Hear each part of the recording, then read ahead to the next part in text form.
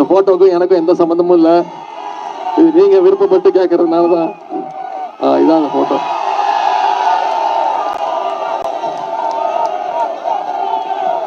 சரிதா?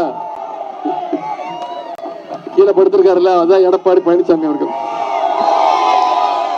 இப்படிதான் 2017ஆம் ஆண்டு அவர் முதலமைச்சர் ஆனாரு. இதைத்தான் நான் சொன்னேன். நீங்க மக்களை சந்திச்சு முதலமைச்சர் ஆகல, காலில் விழுந்து முதலமைச்சர் ஆனீங்க, அந்த அம்மா காலை பிடிச்சு முதலமைச்சர் ஆனீங்கன்னு நான் சொன்னேன். அவர் இப்ப கேட்கிறார், ஆமா காலில் விழுந்தது உண்மைதான், என்ன தப்புன்னு கேட்டாரு. நான் காலில் விழுந்து தப்புன்னு சொல்லவே இல்லை. அந்த அம்மா காலை வாரி விட்டீங்கல்ல, அதைத்தான் தப்புன்னு சொல்றான். அந்த அம்மா ஜெயலலிதா அம்மா இருந்த வரைக்கும் அந்த அம்மாவோட காலு, அந்த அம்மா இறந்ததுக்கு அப்புறம் சசிகலா அம்மா காலு, சசிகலா அம்மா ஜெயிலுக்கு போனோன்னே டிடிவி தினகரன் காலு. இப்ப எல்லார் காலையும் விட்டுட்டு நான் டெல்லியில போய் மோடி காலை தான் பிடிச்சி தொங்குவேன்னு தொங்கிட்டு இருக்கிறாரு. திரு எடப்பாடி பழனிசாமி அவர்களுக்கு இந்த தேர்தலில் அவரோட கூட சேர்ந்து வராங்க. டெல்லி அணின்னு சொல்றேன்ல, பிஜேபி தமிழ்நாட்டுக்குள்ள என்னைக்குமே நம்ம நுழைய விட மாட்டோம். அவங்களுக்கு தெரியும் நுழைய விட மாட்டோம்னு தெரியும். அதனாலதான் இன்னைக்கு அதிமுகங்கிற போர்வை போத்திக்கிட்டு இன்னைக்கு பிஜேபி தமிழ்நாட்டுக்குள்ள எப்படியாவது நுழையணும்னு முயற்சி பண்ணிட்டு இருக்காங்க.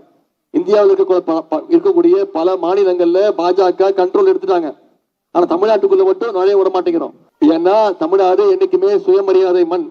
நாம யாருக்கும் அடிமையா இருக்க மாட்டோம். விரும்பிய பொருளை விரும்பிய பிராண்டில் வாங்கலாம். வீட்டு வேலையின் சுமையை குறைக்க இல்லத்தரசி திட்டம் ரூபாய் 8000. 23 ஏப்ரல் வாக்களிப்பீர் உதயசூரியன் சின்னத்திற்கு.